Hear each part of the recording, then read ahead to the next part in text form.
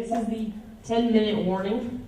If you really have a pressing question, or else I'm going to cut it off at Mike. So Michael, not cut the mic, obviously. So this is good to go.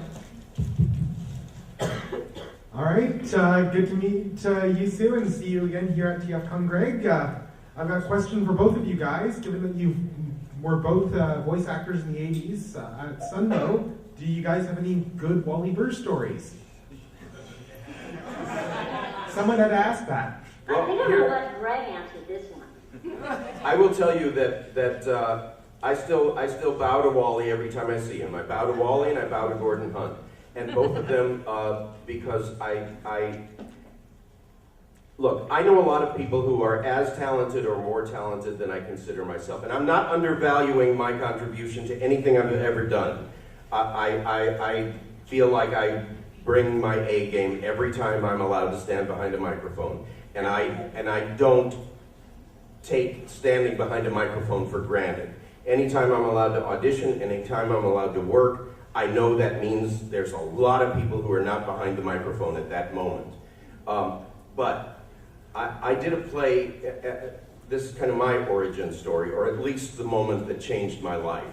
I did a play, and I was the understudy in this play, on 2 nights that I was allowed to go on because the other person was not able to go on. Wally had seen me, and I was doing a show for Wally that was really kind of right in my neutral zone and what he thought I was capable of. And on another night, Gordon Hunt had seen me go on as the understudy. And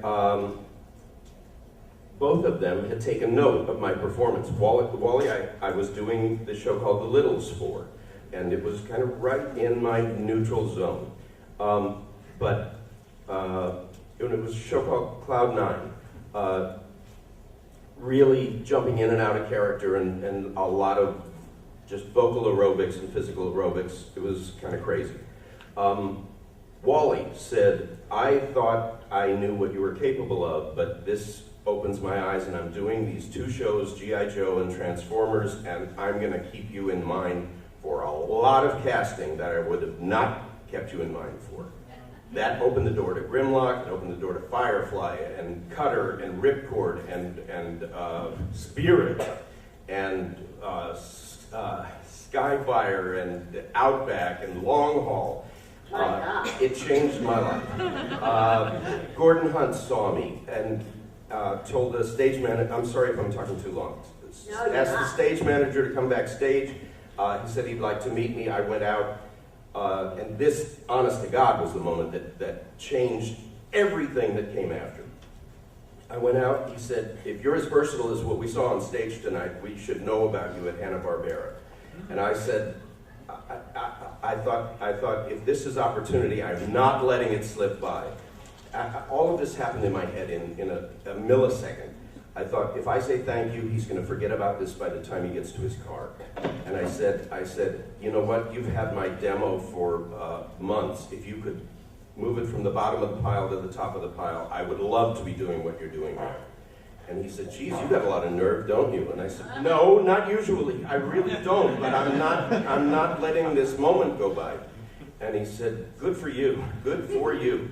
He called me in the next week for a peripheral role. He called me in shortly after for a role on what was then the new Jetsons. That's Curly Quasar. I had a blind date with Judy Jetson. I'm telling you, every day of the rest of my life changed because I had the good sense to speak up instead of just stare at my shoes and let the moment go by. I'm just telling you, don't mistake opportunity for anything other than what it is. I believe it happens for everybody, but sometimes you just might mistake it for just another moment, and then it becomes one. I know this goes back to Wally Burr, but I thank him.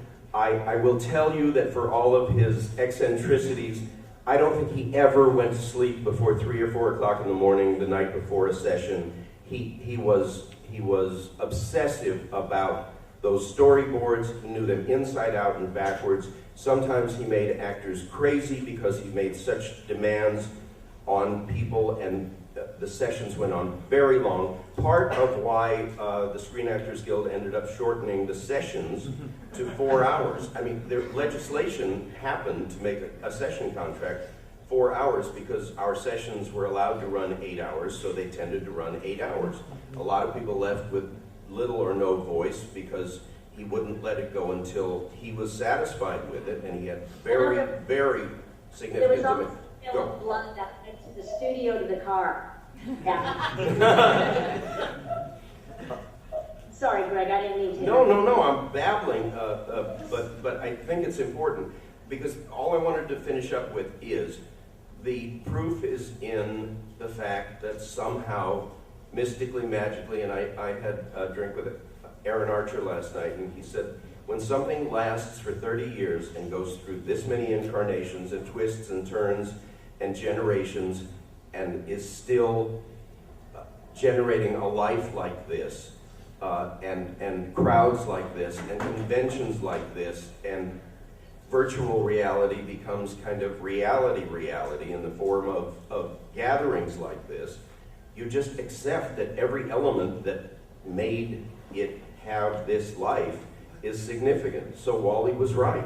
Whatever he labored over and whatever he insisted on is part of the foundation of this building, which still stands. So, good for him. And I'll continue to sing his praises and whatever he insisted on. Something about that was right because it's lasted. Absolutely. All I can say is ditto to all that.